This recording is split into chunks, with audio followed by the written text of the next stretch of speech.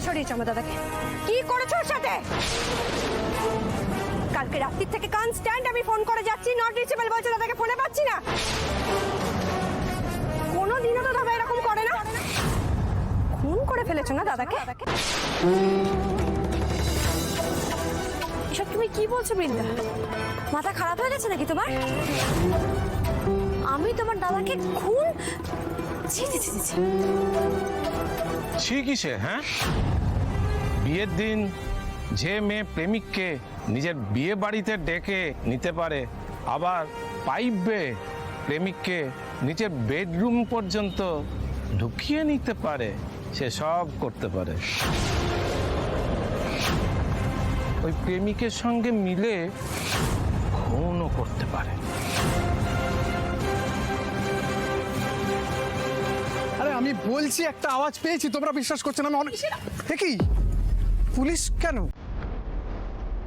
চন্দ্রাশিস বাবু এখন কোথায়? কিন্তু আপনার সঙ্গেই ছিলেন, তাহলে ডাকুন ওনাকে একবার।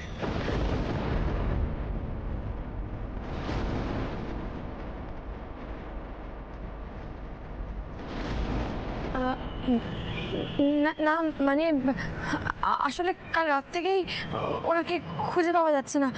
আমরা হন্যে হয়ে সব জায়গায় ওনাকে খুঁজছি, কিন্তু কোথাও খুঁজে পাচ্ছি না। আমরা মানে একসঙ্গে দুজন তো এসছিলে। ও, ঠিক মুখ ফসকে আমরা বেরিয়ে গেছে তো। মিথ্যে বলছো। আমার দাদাকে তুমি খুন করেছো। তুমি আমার দাদাকে খুন করেছো। কি করছেন কি আপনারা? আপনাদের সামনে হচ্ছে এগুলো, ধরুন না।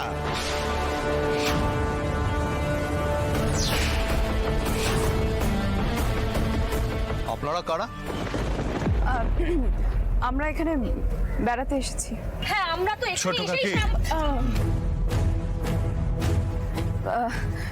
আমাদের এখানে এসে পরিচয় হয়েছে আর কি। তাহলে চুপ করে থাকুন, আপনারা কিছুই জানেন না। না না না, ওনারা সবটাই জানেন। আমি ওনাদেরকে সঙ্গে নিয়েই চন্দ্রাশিস বাবুকে খুঁজছিলাম।